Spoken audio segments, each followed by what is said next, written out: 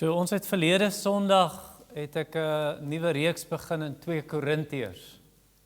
En hierdie help ons nou 'n bietjie te verstaan wat ek vandag gaan preek. Daarna het Paulus Athene verlaat en na Korinte gegaan. So as jy nie laasweek hier was nie, Korinte is in Suid-Griekeland, in die provinsie van Achaia.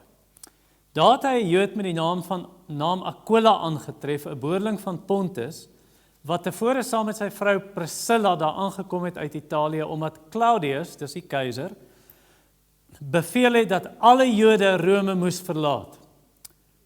Paulus het na hulle gegaan, en omdat hy dieselfde ambag as hulle beoefen het, hulle was immers tentmakers van beroep, het hy by hulle gebly en saam met hulle gewerk. Elke Sabbat het hy in die sinagoge geredeneer en probeer om Jode sowel as Grieke te oortuig. En toe Silas en Timotheus van Macedonië af daar aangekom het, so hulle het van Noord na Suid-Griekeland gekom, het Paulus hom op die verkondiging toegespits en teenoor die Jode getuig dat Jezus die Christus is. Maar omdat hulle aangehou het om hom teen te staan, om lasterlike dinge te sê, het hy die stof van sy klere afgeskit en vir hulle gesê, julle bloed is op julle eie kop. Sonder skuld daaraan sal ek van nou af na die heidene gaan. Hy is toe daarvandaan weg en het na die huis gegaan van 'n man met die naam Titius Justus, wat God vereer het. Sy huis was langs die sinagoge. Crispus, die leier van die sinagoge, het saam met sy hele huis tot geloof in die Here gekom. Ook baie van die Korintiërs wat hom gehoor het gelowig geword en is gedoop. Die Here het een nag deur 'n visioen vir Paulus gesê, moenie bang wees nie, maar hou aan praat, moenie stil bly nie, ek's immers met jou, en niemand sal 'n vinger op jou lê om jou kwaad aan te doen nie. Want in hierdie stad sal baie mense wat aan my behoort. Paulus het 1 jaar en 6 maande lank daar gebly en hulle in die woord van God onderrig.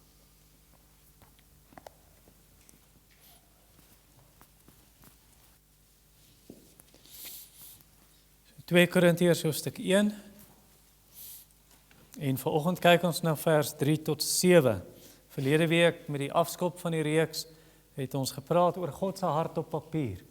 Want daar's geen brief wat Paulus geskryf het waar hy sy hart so bloot lê en sy emosies so oopstel as in 2 Korintiërs nie. En dit is eintlik maar net God wat sy hart wys deur Paulus. Vir mense wat heeltyd vir Paulus teëgestaan het. En so voel God oor ons. Hy het 'n hart vir sy mense, selfs wanneer ons sonde doen. Sy genade en liefde is groot, hy wil ons op die regte pad lei.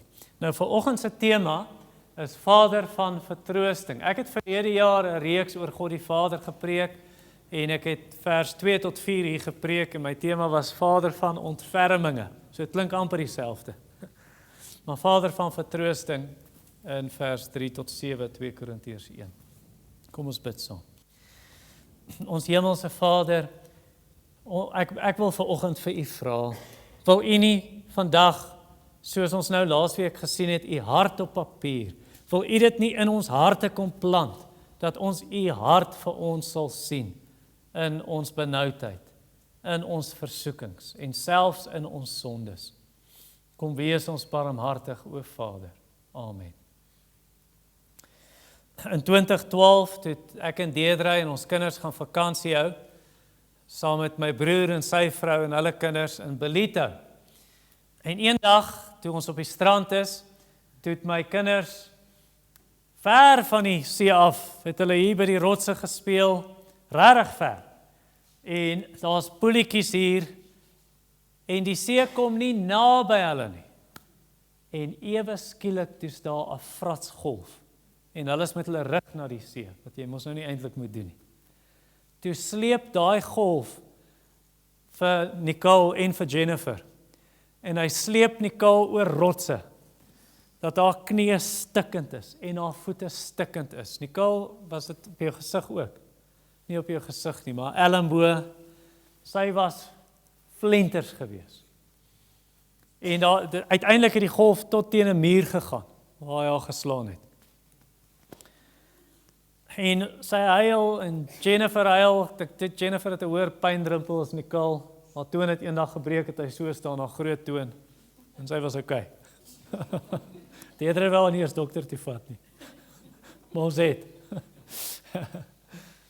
Maar nou is hulle in die kar, en Nicole huil, en Jennifer is okay, en Nicole sê, hoekom het hy dit gedoen? Hoekom het God dit gedoen? Nou, dis God wat die see beheer. Ek het baie jammer vir haar gevoel. Maar jy weet, groot mense voel partykeer soos, nie net kinders nie. Jy gaan deur swaar kry, deur bittere swaar kry, en jy vra, hoekom doen die Here dit? Hier was 'n oom in ons gemeente, as ek so gou kyk, ek dink die enigste een wat hom sal ons onthou is dalk Rolf. Maar ek kyk vinnig. So oom Wesley Visser, onthou jy hom Rolf? Het kanker gekry, ek het net hier gekom. Ek het hom gekry so, met terminale kanker, toe ek hier aankom. En ek was 5 maande die predikant hier, toe sy oorlede. Maar daai oom het gevra, hoekom ly ek so? As die Here net vir my sal wys, wat's die doel, dan sal ek dit kan dra. Maar as dit net swaar kry is, vir swaar kry ontwil, dis nie lekker nie. En dit is nie so nie. God is nie 'n God wat, jou lyding is maar net sinneloos, dit geen betekenis, is doelloos nie. Ek weet die Here sê in sy woord, dat sy weë is nie ons weë nie, sy gedagtes nie ons nie. Soos die hemel hoor is die aarde, so sy gedagtes hoor is ons gedagtes, en sy weë hoor is ons weë. Ek weet die Bybel sê dit, ek weet die Bybel sê God werk alle dinge volgens die raad van sy wil, in die Engels, according to the purpose, dit het doel, the purpose of his will. Ek weet dit, so ons kan nie altyd verstaan hoekom nie, maar partykeer kan ons weet hoekom. En dit is een rede, so rede vind ons in hierdie teks vandag. Kyk of jy kan raak sien, wat is die doel van ons swaar kry in hierdie teks. Vers 3. Lofwaardig is die God en Vader van ons Here Jesus Christus, die Vader van barmhartigheid en God van alle bemoediging. Hy bemoedig ons in al ons verdrukking, sodat ons hulle wat in alle verdrukkings verkeer kan bemoedig, met die bemoediging waarmee ons self deur God bemoedig word. Want net soos Christus se lyding oorvloedig oor ons kom, so is ook ons bemoediging oorvloedig deur Christus. As ons dan verdruk word, is dit ter wille van julle bemoediging en redding. As ons bemoedig word, is dit ter wille van julle bemoediging, wat tot uitdrukking kom, deurdat julle met volharding dieselfde lyding verduur as wat ons deurmaak. Ons hoop vir julle is seker, omdat ons weet dat soos julle deel het aan die lyding, julle ook so deel het aan die bemoediging. Nou ek gaan 2 stellings maak vanoggend, en dan werk ons deur. Die eerste stelling, pyn openbaar God se hart. En die tweede stelling gaan wees, pyn openbaar jou hart. So die eerste een, pyn openbaar sy hart, vers 3 tot 4a, wat ons nou reeds gelees het. Nou, wie van julle se Bybel sê, geseënd is die God en Vader? Enige iemand? Goed. Nou, daai woord geseënd, of 2020 vertaling lofwaardig, in die Grieks beteken adorable. Adorable is the God and Father of our Lord Jesus Christ. Nou, adorable vandag in Engels, eintlik sedert die jaar 1710, beteken adorable, oulik, lieflik, cute, bekoorlik. Daar was 'n tannie in die Methodiste kerk. Ek het in die Methodiste kerk groot geword. So tot op 12-jarige ouderdom het my ouers na die Baptiste kerk geskuif. En daar was 'n tannie Doris Beck. En as jy nou vir haar 'n koppie tee bring, so ek's nou op daai stadium 10 of 11 jaar oud omtrent, of 9 jaar oud in daai jare, dan sal ek nou 'n koppie tee vir die tannie bring as sy by ons kuier. Dan sê sy, "Oh, you're adorable, darling." Adorable, ja. Of hierdie jong manne, as hulle nou 'n meisie sien, man, en sy's regtig mooi, sy's adorable. Of Kamei se baba, Malan en Kamei se baba. Hulle is nou hier vanoggend, of Afie en Ilse se kleinkind. Mense sê, "Oh, hy's adorable," of sy's adorable. Nee, of klein diertjies, klein hondjies en klein katjies en klein eentjies. "Oh, adorable." Nou, dis glad nie wat adorable voor die jaar 1710 beteken het nie. Voor 1710 het adorable 'n streng godsdienstige gebruik gehad. Net God was adorable. So die woord adorable in ou Engels en in die ou taal het beteken something that inspires awe or adoration. So dit inspireer jou tot bewondering. En in die Nuwe Testament, hierdie woord, lofwaardig of geseënd of eulogetos in die Grieks, eulogy, nee, daai woord adorable, die definisie, word net gebruik van God in die Nuwe Testament, die Griekse woord. En dis hoe ons dit hier gebruik in die ou sin van die woord. Nou as Paulus sê, hy is in Engels adorable, hierdie God en Vader. Hoe sou Paulus dit weet? Jy sien, Paulus het Jesus gesien, en Jesus is die openbaring van die Vader, die presiese afdruksel van sy wese, Hebreërs 1 vers 3.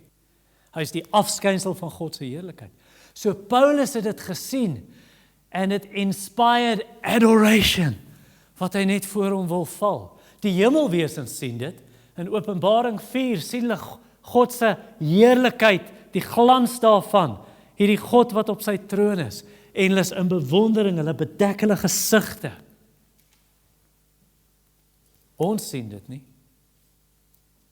So hoe kan ons sê, adorable is this God and Father? Ons sien dit nie. Ja, ons sien dit. Met die oë van geloof, al sien ons hom nie die glans van sy heerlikheid in Christus nie, ons kan sy hart bewonder.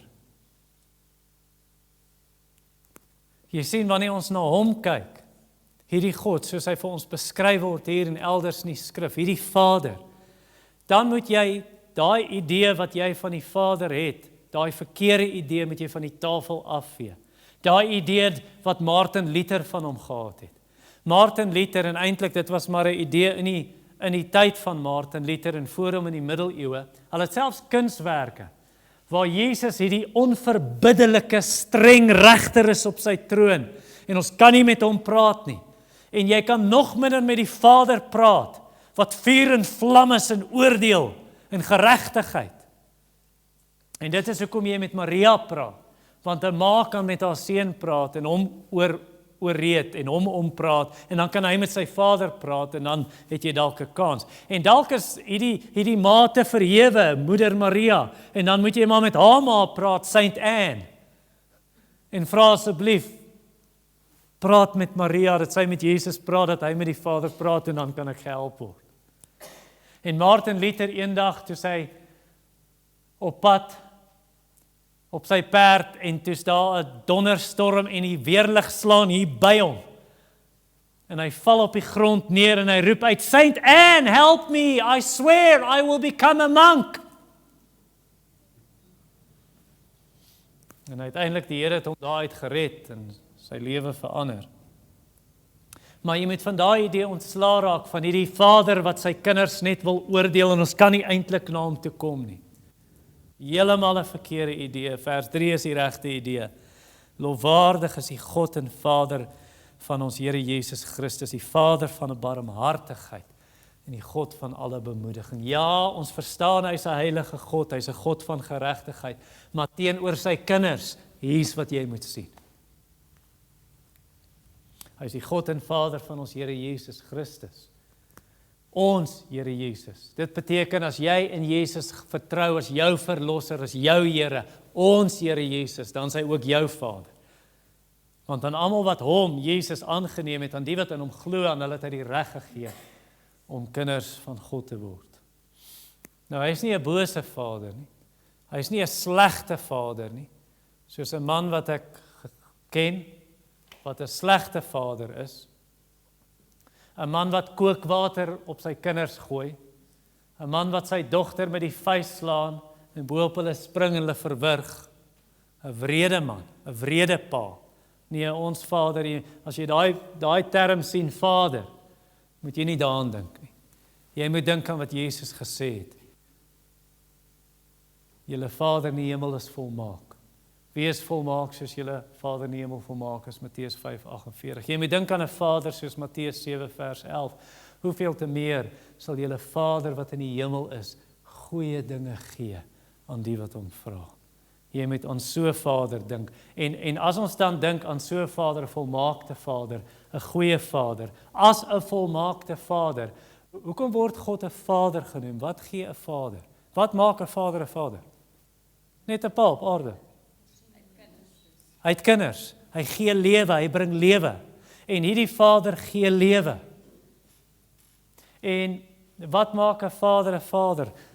Hy's goed vir sy kinders. Hy's lief vir sy kinders. Dis hoe 'n Vader behoort te wees. En dis hoe God is. Wat is die bekendste vers in die Bybel? Want so lief het God die wêreld gehad, dat sy enige gebore seun gegee het. Jy sien, God is 'n Vader wat lief het. God is 'n Vader wat gee. God is 'n Vader wat nie net lief het nie, maar hy is liefde. God is liefde. En hierin is liefde, nie dat ons hom lief gehad het nie, maar dat hy ons lief gehad het. En sy seun gegee het as die versoening vir ons sondes. In vers 3 in jou Bybel, wanneer dit sê hy is die Vader van barmhartigheid, of ontferming, of deernis, daai woord daar in die Grieks beteken letterlik, hy is vol deernis, vol ontferming wat uit sy ingewande kom. Hy voel dit tot in sy ingewande. Jy voel so jammer vir iemand anders se nood, vir hulle swaar kry, jy voel dit tot hier binnekant, tot in die diepte van jou wese. Dis 'n visceral, jy praat ons van visceral vet, as jy te veel vet om die middel het. Dis 'n viscerale deernis. Dit gaan tot in die ingewande. Hierdie ontferming, hierdie barmhartigheid, hierdie omgee wat hy voel. Vir mense wat in nood is, vir mense wat swaar kry. En dis in die meervoud. Wie van julle se Bybel sê mercies, Father of mercies, deernisse, ontferminge. Wie sien dit in meervoud? Enige Bybel hier? Ja, dis hoe dit moet wees. In die Grieks is dit 'n meervoud. Dit wys hoe oorvloedig hierdie ontferming is. Dit loop oor hierdie deernis, hierdie barmhartigheid, hierdie omgee. En dan gaan dit verder en sê Vader van barmhartigheid. So barmhartigheid, ontferming. Dis nie iets wat God doen nie. Dis iets wat hy is in die diepte van sy wese, in die diepste van sy karakter. Dis nie 'n aksie buite hom nie. Dit is Eksodus 34 vers 6 en 7. Toe Moses vra, Here, openbaar Uself aan my, wys my heerlikheid in die vorige hoofstuk.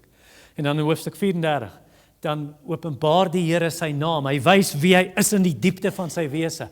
Die engel sê, the Lord, a God merciful and gracious, abounding in steadfast love and faithfulness. Wat hierdie troue liefde tot in die 1000ste geslag bewys, maar wat straf die sondes van die vaders op die kinders tot in die 3de en 4de geslag. 3de en 4de versus 1000ste geslag. So sy ontferming is oorvloedig. Baie groter en baie meer as sy straf en as sy oordeel. Sê dit nie so in Jakobus 2 vers 13 nie. Mercy triumphs over judgment. 'n Ou Puritein, ek het hierdie al so dikwels gesê, ek is bang julle raak verveeld, maar dit is vir my so mooi gesê. The bee naturally gives honey. It stings only when provoked. So God naturally gives mercy. He judges only when he can bear it no longer. En dit is hoekom Jesaja 28 vers 21 praat van God se straf as sy vreemde werk. Dit is 'n vreemde werk vir hom. Sy normale werk is om heuning te gee, om ontferming te gee. Hy is die Vader van ontferming. Nou, hy is nie 'n Vader van deernis, van barmhartigheid, van ontferming, soos verlede Sondagmiddag.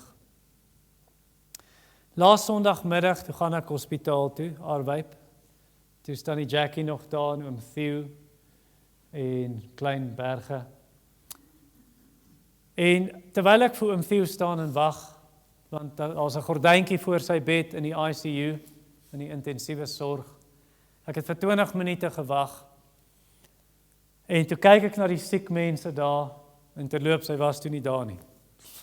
Hy was toe al geskuif na 'n ander saal. Maar nietemin, nou staan ek daar en wag, en kyk ek na die siek mense. Ek sien 'n vrou lê daar, haar hare is alles afgeskeer, en is net snye oor haar kop en oor haar gesig.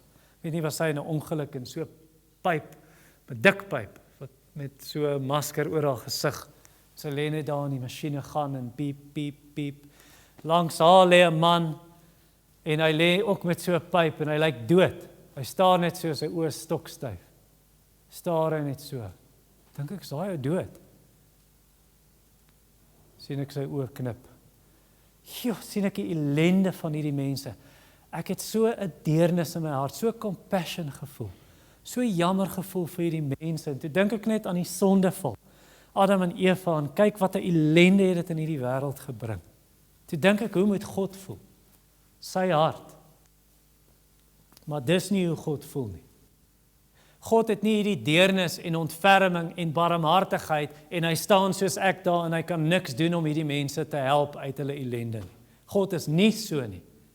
Hierdie Griekse woord in vers 3, die Vader van barmhartigheid, die God van alle bemoediging, of van alle troos, vertroosting sê die ou vertaling. Dit beteken, letterlik in die Grieks, hy kom staan langs jou, om jou te bemoedig, om jou te versterk, om jou te vertroos. Dis nie dat hy op 'n afstand staan en hy kyk, en hy voel ontferming hier binne, diep binne, en hy kan niks doen nie. Nee, hy kan iets doen. En hy doen ook iets. En hy kom gee die vertroosting en bemoediging.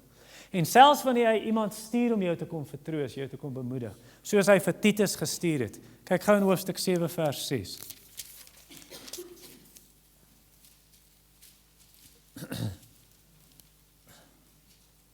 Paulus sê, en kom ons begin by vers 5.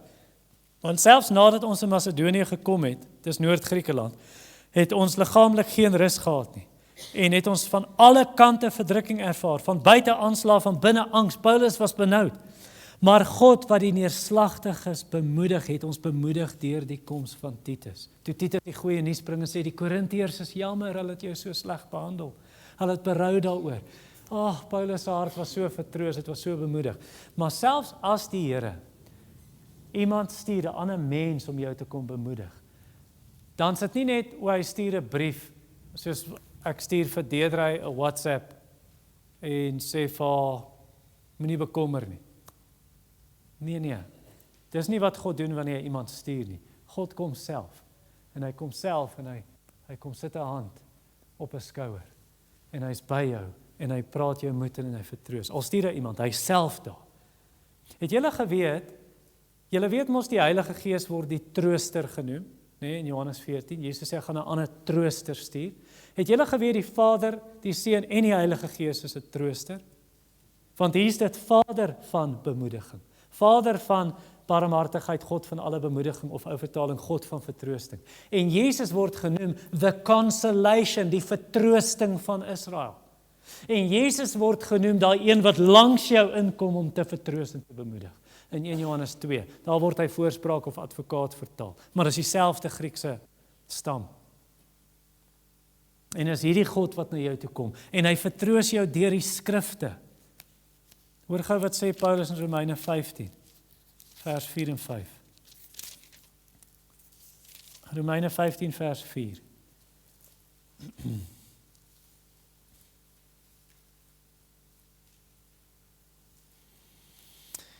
Alles wat vroeër opgeteken is tog tot ons lering opgeteken, sodat ons hoop kan hê deur die volharding en die bemoediging van die skrif. Die vertroosting van die skrif, dat ons dit kan ontvang. En mag die God wat volharding en bemoediging bewerk, julle gee om onder mekaar eensgesind te wees. Die God van bemoediging, die skrif van bemoediging. So hoe bemoedig God? Hoe vertroos hy? Deur sy woord. Hy bring daai woord na jou hart toe, hy kom staan self by jou en kom lig jou gemoed in jou benoudheid. En dan sê vers 3, die Vader van barmhartigheid, die God van alle vertroosting, alle bemoediging. En dan vers 4, hy bemoedig ons in al ons verdrukkings. God het 'n vertroosting, God het 'n bemoediging vir elke liewe benoudheid van sy kinders. So kan ek jou vra vanmôre, wat is jou benoudheid? Wat is daai ding wat jou laat wakker lê? Wat jou gisterand laat wakker lê het, of in die week laat wakker lê het? Wat is daai ding in jou lewe, wat jou gedagtes vul deur die dag? Daai ding wat jou gebede vul. Wanneer jy bid, dan sit hierdie ding wat jy alweer dra in jou hart, en jy bring dit weer voor die Here. Wat is dit? Is dit siekte? Is dit pyn? Is dit 'n verhouding? Is dit 'n kind oor wie jy besorgd is? Is dit 'n kleinkind? Is dit omstandighede by jou werk? Is dit finansies? Armoede? Is dit jou benoudheid? Is dit een of ander hartseer in jou lewe? Is dit 'n versoeking wat net voel dit oorweldig jou soos golwe wat jou oorspoel? Toe ek in Richards Bay vakansie gaan hou het saam met my ouers in 1988, toe dink ek is slim, ek duik onder deur die golf, en toe ek opkom, toe slaan die volgende golf my, en toe ek opkom, slaan die volgende golf my. Hy tuimel jou so in die sand. Ek is net 9 jaar oud gewees. En jou mond is vol sand en jou broek is vol sand. En so voel die versoekings vir jou op die oomblik, hierdie benoudhede. Is dit die verlede? Is dit goed in jou verlede? Wat net, dit is of dit soos kettings en sulke so groot eysterbal en kettings is, of jy nie vorentoe kan beweeg, en die verlede hou jou terug. Is dit die toekoms? Is dit angs en bekommernisse en benoudheid oor die toekoms wat op jou weeg? Ek wil vir jou vanoggend sê, die pad van selfmoord is nie 'n opsie nie. Dit is onnodig vir 'n Christen om daai pad te stap. Ek ken 'n man wat so vas was in sy verlede, hy kon net nie daaroor kom nie, en hy het gehuil en gehuil en gehuil, en ek het hom beraad, en uiteindelik toe neem hy sy lewe, hy kon dit nie meer vat nie. Dit is onnodig dat jy daai pad stap. Hoekom? Want jy het vers 3 en 4, dis joune. Dis joune, lofwaardig is die God en Vader van ons Here Jesus Christus, Vader van barmhartigheid, God van alle bemoediging. Hy bemoedig ons in al ons verdrukkings. Hy bemoedig jou wanneer jy omstandighede soos Paulus het vers 8. Want broers, ons wil nie hê julle moet onkundig wees oor die verdrukking wat ons in Asië beleef het, die swaarkry wat ons verduur het, ver bo ons kragte. Sê hy, sodat ons selfs aan die lewe gewanhoop, ons wou net opgee, ons wou nie meer leef nie.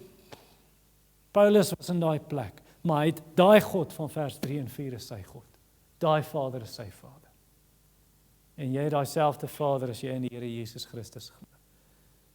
As jy omstandighede soos Paulus en is wat mense hom heeltyd kritiseer en sê, ag, hy kan nie eens goed praat nie, en hy is nie baie aantreklik om na te kyk nie. Wie wil na daai ou kyk as hy staan en preek? En hy is nie 'n goeie spreker nie. So ons raak aan die slaap en ek dagdroom, ek dink aan skaapchops en ander goed terwyl hy preek. Of as jy in Paulus se posisie is in hoofstuk 11, al die swaar kry wat hy deurgemaak het, hoor wat sê hy in hoofstuk 11, vers 24 tot 28.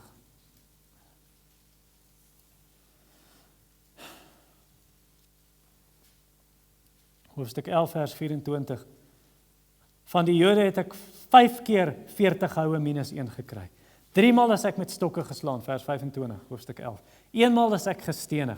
3 maal het ek skipbreek gelei. 'n Nag en 'n dag lank het ek die diepsee trotseer. Dikwels op reis, met gevare van riviere, gevare van rowers, gevare van die kant van my eie volk, gevare van die kant van die heidene, gevare in die stad, gevare in die woestyn, gevare op see, gevare onder vals broers, met harde werk en swaar kry, dikwels met slapelose nagte, honger en dors, dikwels sonder kos, koud en nakend, en afgesien van nog ander ongenoemde dinge, is al daagliks druk op my kommer oor al die gemeentes. Hierdie ou het swaar gekry. En dan nog die doring in die vlees, 'n ou wat die kerk probeer skeer en verdeel in 2 in. Arme Paulus. Het is nie nodig dat jy die pad van selfmoord stap nie, want jy het vers 3 en 4. God van barmhartigheid, Vader van barmhartigheid, God van alle bemoediging. Hy is jou God. So daar's hoop. Nou hier gaan 'n slim karnalie hier wees vanoggend, of een wat die opname later kyk, en sê, ja, maar my probleem is nie een van daai goed wat jy genoem het nie. My probleem is sonde. Ek het die benoudheid van sonde. Ek het die smart en die angs van sonde. Hierdie sonde in my lewe wat my vashou. Dit klou soos knapse kerels aan my. Dit klou soos klitsgras in my kouse en dit steek my enkels. Dit is soos Turksvy dorings wat ek nie kan uitkry nie. Dis my benoudheid. As dit jou benoudheid is, en jy voel soos Dawid, jy kan dit nie langer dra nie. Soos Dawid in Psalm 38, hy sê, die sonde las was te swaar vir my, ek kan dit nie meer dra nie. Wel, jy hoef dit nie te dra nie. Want daar's iemand wat dit gedra het, en sy naam is Jesus. En dan kom jy na hom toe met daai sonde las, en jy lê dit neer eens en vir altyd by die kruis. En jy sê, hier is my sonde las. Ek kan dit nie meer dra nie. En dan sal hy daai las vat, en hy sal vir jou sê, vers 3, nou het jy 'n Vader van bemoediging, en 'n God van vertroosting. Hy sal vir jou sê, Jesaja 40 vers 1 en 2, Comfort my people, says your God. Al was hulle sonde so groot soos 'n bergman, hy sal daai sonde wegvat. Hy spreek troos tot jou hart, spreek tot die hart van Jerusalem. So, pyn openbaar God se hart. Dis 'n mooi hart om te sien. Wat jy nie sommer gaan sien as alles voorspoedig is nie. Jy sien nie sterre wanneer dit die donkerste is. En ons goed, sê John Piper, wat jy in God se woord kan sien, wat jy net kan sien deur die lens van trane. Goed. So dis pyn openbaar sy hart. Tweede stelling, pyn openbaar jou hart. En dis in vers 4b tot 7, ek het dit reeds vir ons gelees. Nou ek self het 'n tyd van pyn deurgemaak, en ek wil nie dit horrig ry nie, maar ek het so baie daaruit geleer. Van 10 maande van siekte en donkerte vir my en uitbranding. En ek het daar lesse geleer, wat jy net kan leer in laerskool swaar kry. Jy kan dit nie leer op teologiese college nie. Jy kan dit nie leer deur teologiese boeke nie, al is dit die beste boeke in die wêreld. Jy kan dit net leer in die skool van swaar kry. En nadat Deidre het vir my gesê, en 'n vriend wat naby is, en nog iemand het vir my gesê, jy het sagter geword. Ek hoop is 'n kompliment.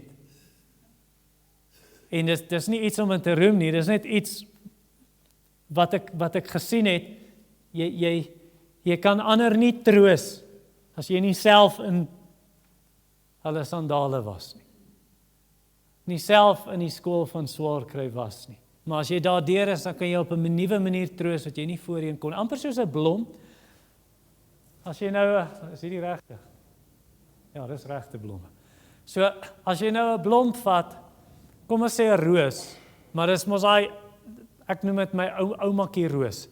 Dis nie die mooi klein rosies wat jy vir Valentynsdag koop, is daai vet roos, daai groot roos. Ja, hy het 'n verskriklike sterk geur, en soet. As jy daai ding vat en jy pars hom, jy breek hom, kom hy geur sterker uit. As swaar kry in die lewe jou pars, en dit breek jou so, dan kom Jesus. En dan kom hy geur uit. Die soetheid en die lieflikheid, en dan kan jy ander troos. Daar is 'n pamfletjie geskryf, en in die pamflet staan daar hierdie woorde: Out of the presses of pain cometh the soul's best wine. Ja, is dit nie wat ons hier sien vanoggend nie. Christus se lyding, hy's gepars, en die soetheid van sy lewe het gekom vir ons. Jy sien dit in Paulus se briewe, reg? Jy sien dit in die psalms. Wie van julle, as ek nou jou Bybel moet vat en ek maak hom oop, is daar baie ingekleer in die psalms. Baie omkring en onderstreep. Baie gehighlight. Wie van julle, as ek na Paulus se briewe toe blaai, Efesiërs en Romeine en Kolossense en Filippense, ek sal sien, die gemiddelde Christen se Bybel. Hoekom is Christene so lief vir die psalms? Hoekom is Christene so lief vir Paulus se briewe? Want hulle was in laerskool swaar kry. Dawid, Paulus, en die Here het hulle kom vertroos, en nou kan hulle ander troos.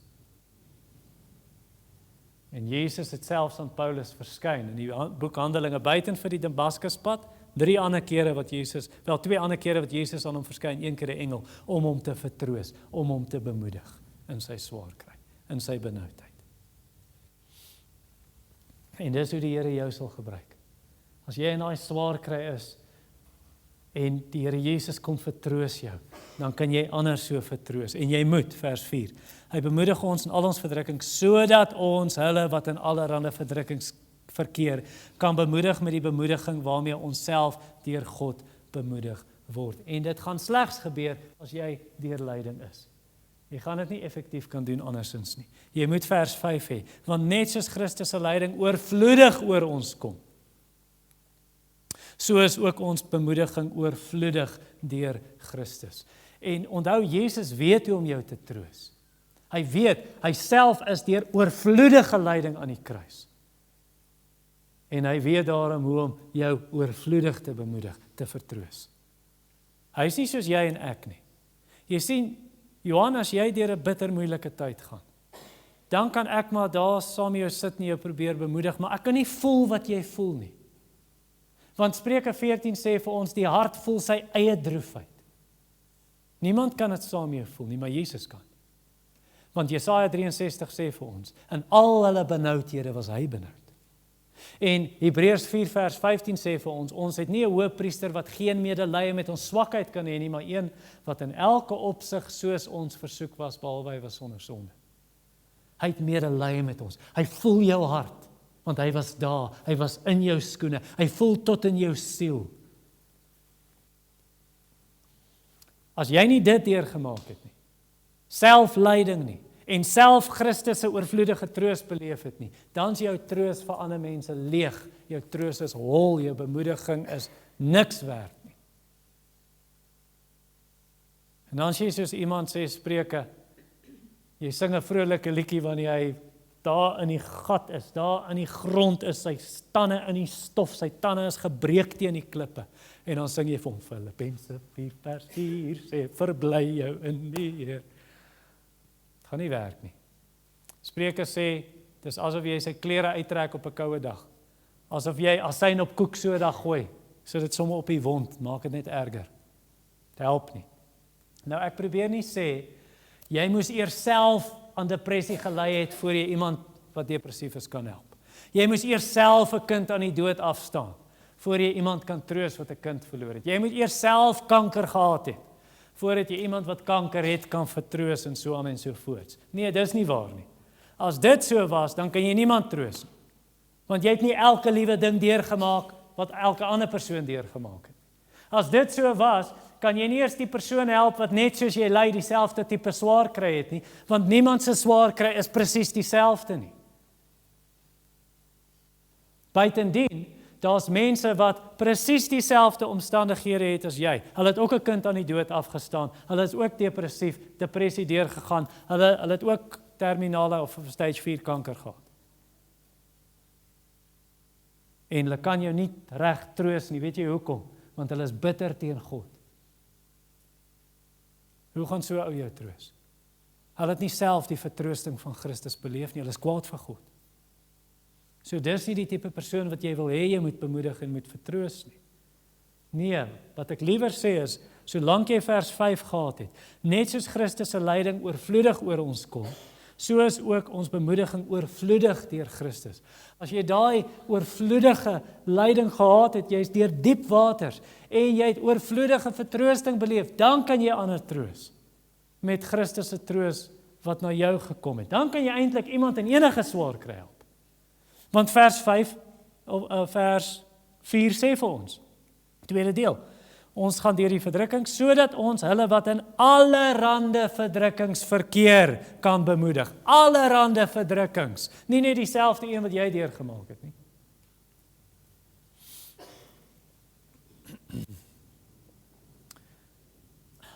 Ek kan 'n voorbeeld hiervan gee. In wat se jaar het jy COVID gehad, Niels? 2020? 21. Jy het COVID gehad, jy was in die hospitaal, jy het selfde tyd COVID gehad, jy was by die huis. So, dis lockdown, jy kan nie in die hospitaal gaan besoek nie, jy onthou die hele storie. Niels is bitterlik siek. Marietjie is siek. Maar hulle is nie net siek nie. Hulle is teen die grond emosioneel. En ek maak 'n afspraak om Marietjie te gaan besoek. Amelia is ook daar. En voor ek gaan, daai middag, ek is op die badkamer vloer van depressie. Net ewe skielik, so uit die blou te gekom. Ek is nie depressief nie. I'm not depressed, I am oppressed. Ek voel amper as 'n demoniese aanval hierdie. Ek is letterlik op die vloer, op my gesig. En ek verstaan nie wat aangaan met my nie. En daai aand toe ek haar besoek, toe verstaan ek wat aangaan met my. Dat die Here my deur daai moes vat eers en my kom oplig, sodat ek iemand anders se. Want jy was plat gewees, nie net fisies nie. Ander voorbeeld is my vriend Janie Vosloo. Hy is 'n predikant op Parys.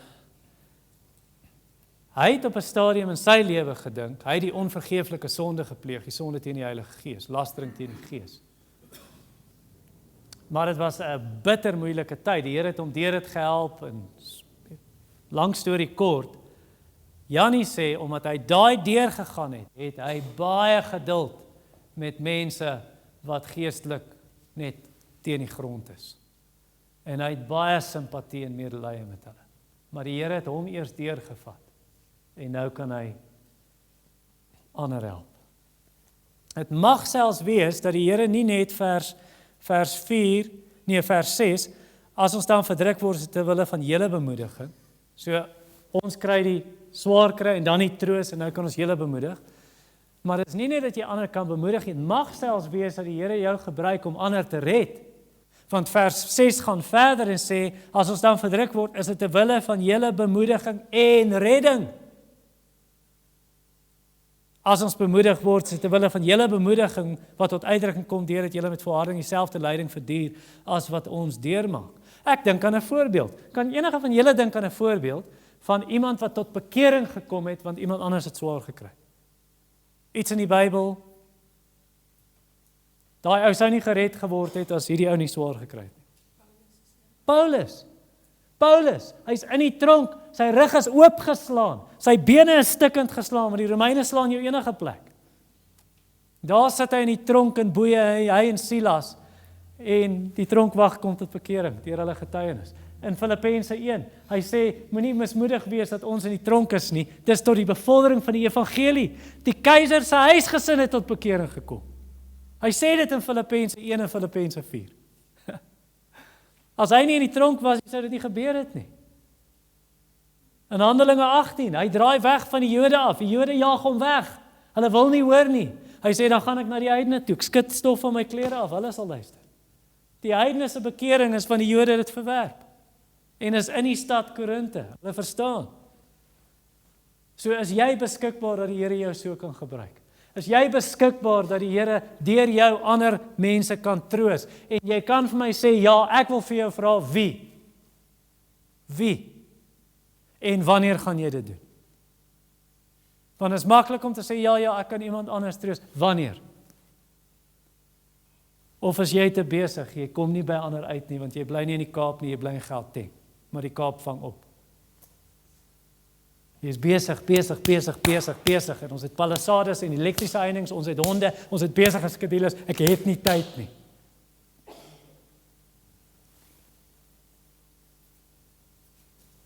Of moet die Here jou eers weer deur die vuur sit, sodat jy onthou, pyn, en dan troos, en dan kan jy treur met die wat treur.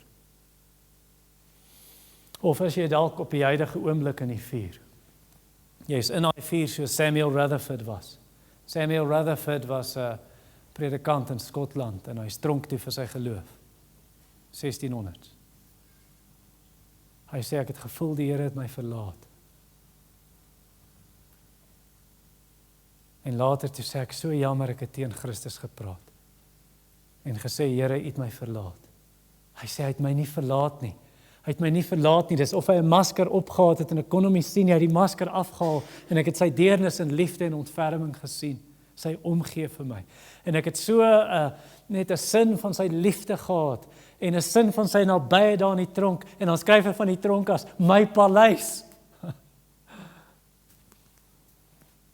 My palace, want Christus is daar. Ek wil jou vra vandag, moenie daai juk te gou afgooi nie, daai juk van swaar kry, en jy voel ek gaan my eie plan maak, want die Here gaan nie deurkom vir my nie. Jy weet, ek kry swaar hier finansiëel, is maar beter dat ek die boeke kook, of kroek by die werk, is 'n paar rand vat, is maar beter dat ek my eie plan maak, want die Here gaan my nie help nie. Ek wag so lank, ek's enkel, en dit is 'n beproewing, ek wil graag trou, maar ek het lank genoeg gewag, en trou ek maar met hierdie ongelowige. Want die Here gaan nie deurkom vir my nie, waar is die Christenmans? Christus sal jou troos, as, vers 5, oorvloedige lyding, oorvloedige bemoediging, vers 6, het word verdruk, einde van vers 6, deurdat julle met volharding dieselfde lyding deurmaak. So byt vas, hy's op pad, hy kom. Moenie jou eie plan maak, en jou eie vuurtjie aansteek, en sê, ek gaan nie wag vir sy lig nie, hy gaan nie deurkom nie. Nee, al gaan jy deur daai dal van doodskade weer, jy sal geen onheil vrees nie, want hy is met jou, sy stok en staf, vertroos, hy sal kom, wag op hom, hy sal kom, hy sal jou lei deur water en na vuur, na 'n plek van oorvloed, sê die psalms. Jy gaan deur die water gaan, dit gaan jou nie oorverdrink nie, jy gaan deur die vuur gaan, dit gaan jou nie brand nie, die vlam gaan jou nie skroei nie, want hy is met jou, sê Jesaja. Ek is met jou. Jy gaan in die vuur oonstaan saam met Daniël se 3 vriende, hy sal na jou toe kom, hy sal daar wees. Hosea 2 vers 13 sê, hy sal jou lei in die woestyn, in daai plek, daai wildernis, daai droogte, daai dor plek, daai swaar kry, daai hitte wat druk, en daar sal hy saggies met jou praat en tot jou hart spreek. Hy sal jou troos. So julle, dit beteken, geen Christen se swaar kry is hel nie. Want Christene sê, wanneer jy hulle baie swaar kry, ek gaan deur hel. Nee, jy gaan nie deur hel nie. Jesus heilig jou lyding. He sanctifies your sufferings. Moet nooit sê, of nooit weer sê, ek gaan deur hel nie. Jesus sal daar wees, en hy sal spreek tot jou hart, en die Vader van vertroosting sal kom deur sy gees. Jy sal nooit hoef te sê, my God, waarom het U my verlaat nie? Want Jesus het dit vir jou deurgemaak. Hy het dit uitgeroep, sodat jy nie hoef nie. Hy het gesê, waarom het U my verlaat, sodat jy kan sê, hy sal my nooit begewe, hy sal my nooit in die steek laat, en my nooit verlaat nie. Hou vas daaraan. Hy sal jou bitter medisyne soet maak. Soos dat jy met kinders se medisyne, hulle maak dit mos so strawberry of arbei of lemoen en nammies. Maar dis bitter medisyne. Hy sal jou swaar kry versoet. Hy bring heuning uit 'n dooie leeu.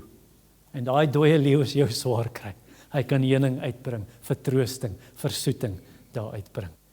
En tot die dag wat jy hom sien van aangesig tot aangesig, en dis waarvan vers 7 praat, ons hoop vir julle is seker. Ons het 'n hoop. Daai dag wanneer jy hom sien, en hy al die trane van jou oë afvee, wanneer hy jou vir altyd vertroos, omdat ons weet, soos julle deel het aan die lyding, julle ook so deel het aan die bemoediging. Kom ons bid saam. Here, ek bid dat U werk in die harte hier teenwoordig, en miskien juis in die wat nie teenwoordig is nie, want 'n paar van hulle is hier in hulle gees, in hulle hart, hulle wil hier wees, maar hulle liggame is moeg. Hulle liggame is oud, hulle liggame is swak, hulle liggame is siek. Of ander wat hier sit, en hulle liggame is reg, maar hulle gees is gebreek. Maar U is naby aan die wat gebroken is van hart. Vertroos soos net U kan. En dit bid ons in Jesus naam. Amen.